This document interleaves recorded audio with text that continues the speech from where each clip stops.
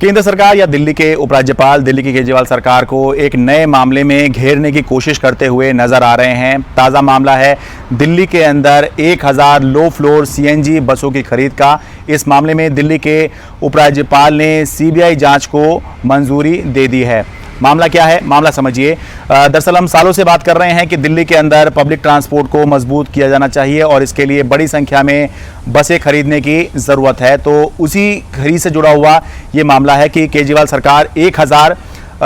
CNG bus, low floor CNG bus खरीद रही थी। तो पिछले साल ही क्या हुआ कि इस मामले में जब शिकायत हुई और जो उस समय के मौजूदा उपराज्यपाल थे उन्होंने एक जांच समिति बना के इसकी जांच करवाई, तभी इस मामले पर ब्रेक लग गया, टेंडर रुक गए और कोई बस खरीद नहीं हुई।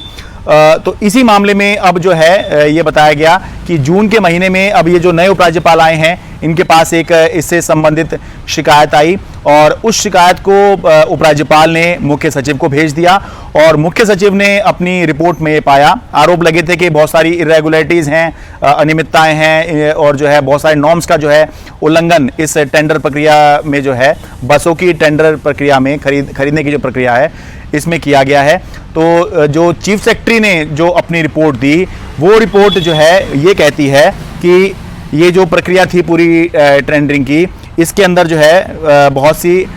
विसंगतियां पाई गई हैं। सीवीसी गाइडलाइंस और जीएफआर जनरल फाइनेंशियल रूल्स का घोर उल्लंघन इसके अंदर हुआ है। जानबूझकर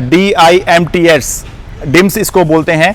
इसको कंसल्टेंट बनाया गया ताकि टेंडर प्रक्रिया में जो विसंगतियां हैं उन पर सही होने की मोहर लगवाई जाए और डीटीसी के डिप्टी कमिश्नर की रिपोर्ट में भी इन्हीं विसंगतियों का जिक्र किया गया। ये चीफ सेक्रेटरी ने अपनी रिपोर्ट में कहा है जो उपराज्यपाल को भेजी गई और इसी रिपोर्ट के आधार पर उपराज्यपाल ने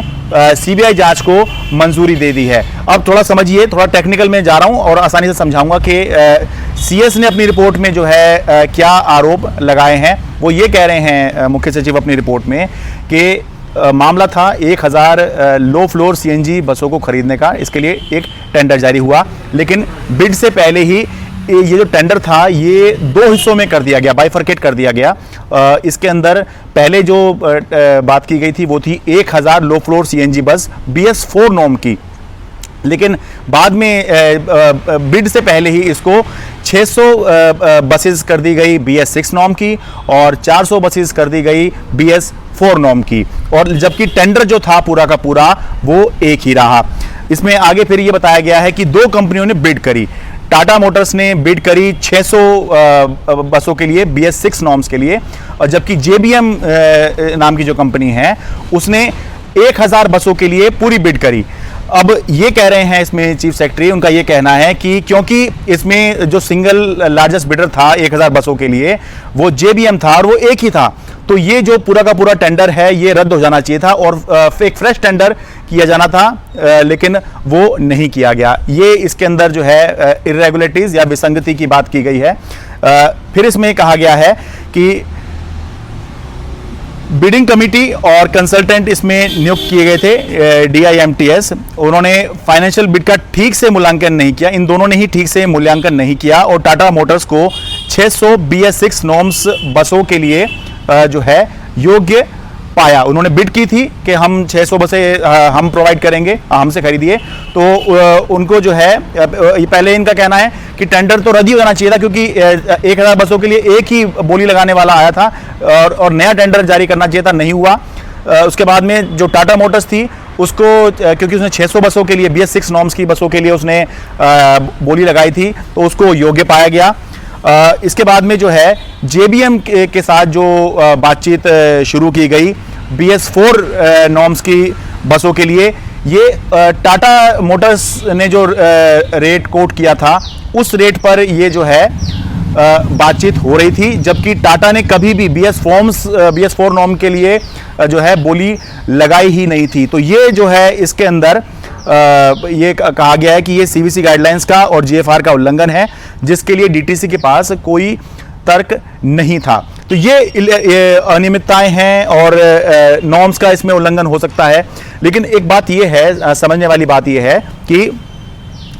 इरेगुलरिटीज मे और may not amount to corruption, यानी कि ये जो अनियमितता है, ये भ्रष्टाचार हो भी सकता है, नहीं भी हो सकता है। ये मैं इसलिए कह रहा हूं क्योंकि इस पूरे मामले में, ये जो पहले मामले हैं, ये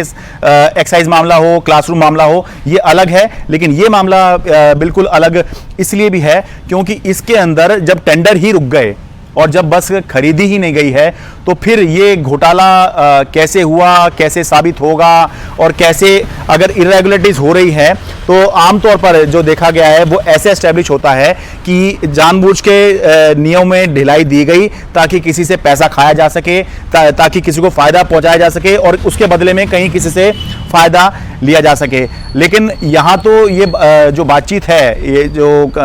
टेंडर है, ये रुक ही गए और कोई खरीद हुई ही नहीं, तो फिर इसके अंदर जो है कैसे ये मामला जो है आगे बढ़ेगा, ये हमें देखना होगा।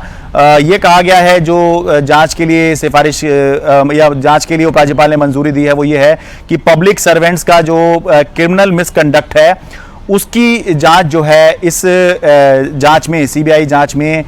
की जाएगी। लेकिन मूल सवाल वहीं आ जाता है कि अगर इसके अंदर पैसा ही कहीं